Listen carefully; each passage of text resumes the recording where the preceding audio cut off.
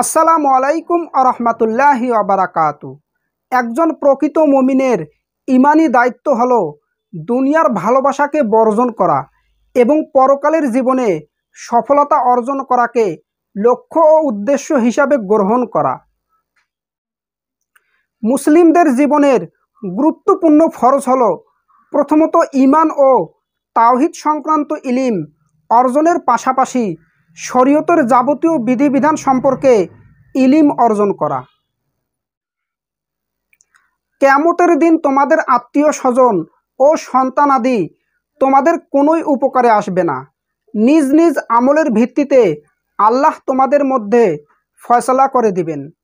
তোমরা যা করো আল্লাহ তা দেখেন। সূরা আল মুনতাহিনা আয়াত ৩। রাগ মানুষের ঈমানকে নষ্ট করে দেয়, হিংসা মানুষের নেক আমলকে ধ্বংস করে দেয়, আর মিথ্যা মানুষের হায়াত কমিয়ে দেয়। তাই এই তিনটি জিনিস থেকে দূরে থাকুন। মৃত্যুর সংবাদ শুনে ইন্না লিল্লাহি ওয়া ইন্না ইলাইহি রাজিউন পাঠ করা, ধৈর্য ধারণ করা এবং আল্লাহর তাকদিরের উপর সন্তুষ্ট থাকা আবশ্যক। কেননা আল্লাহ তাআলা বললেন, যখন তারা বিপদে পতিত হয় তখন বলে ইন্না লিল্লাহি ওয়া ইন্না ইলাইহি রাজিউন, নিশ্চয় আমরা সবাই তারই নিকট ফিরে যাব। আর সেই সমস্ত লোক যাদের প্রতি আল্লাহর অফুরন্ত অনুগ্রহ ও রহমত রয়েছে এবং এই সব লোকেই হেদায়েত প্রাপ্ত। সূরা বাকারা আয়াত ১৫-১৫৭। তুমি দুনিয়ার জন্য এতটুকু পরিশ্রম বা কষ্ট করো যতটুকু সময় দুনিয়াতে বেঁচে থাকার সুযোগ পাবে। আখেরাতের জন্য এত পরিমাণ নেক আমল করো যে পরিমাণ সময় তোমাকে আখেরাতে থাকতে হবে। প্রিয় ভাই ও বোনেরা, আপনাদের কাছে একটি অনুরোধ, দয়া করে এই চ্যানেলটি সাবস্ক্রাইব করুন এবং ভিডিওতে একটি লাইক দিন।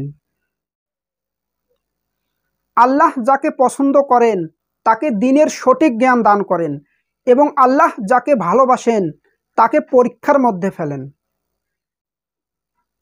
যারা ঈমান এনেছে এবং নিজেদের ঈমানকে শিরিক মিশ্রিত করেনি তাদের জন্যই নিরাপত্তা এবং তারাই হেদায়েত প্রাপ্ত। সূরা আল আনাম আয়াত ৮২। যে ব্যক্তি আল্লাহর উপর ভরসা করে তার জন্য আল্লাহই যথেষ্ট। তাই আল্লাহর কাছে বেশি বেশি দোয়া করুন, আল্লাহর কাছে ইস্তেগফার করুন এবং ধৈর্য ধরে আল্লাহর উপর ভরসা করুন।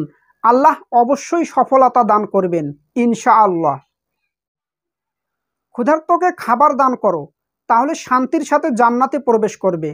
রাসূল সাল্লাল্লাহু আলাইহি ওয়াসাল্লাম বলেছেন, তোমরা আল্লাহর গজবকে প্রতিহত করো খাজুরের অর্ধেক হলেও দান করে। খাদ্য দান করলে বিপদ কেটে যায়। মানুষের জীবনে যেই জিনিসটা থাকা সবচেয়ে বেশি প্রয়োজন সেটা হলো ধৈর্য। কারণ ভালো সময়কে পাবার জন্য মানুষের ধৈর্যের প্রয়োজন, আর খারাপ সময়কে কাটিয়ে ওঠার জন্যেও মানুষের ধৈর্যের প্রয়োজন। জীবনের যে সময়টুকু বাকি আছে সেটুকু ত্রুটিমুক্ত রাখুন। আপনার অতীতে যা হয়ে গেছে সেটার জন্য আল্লাহর কাছে তওবা করুন। আপনার অতীতে যা হয়ে গেছে তা আল্লাহ ক্ষমা করে দিবেন ইনশাআল্লাহ।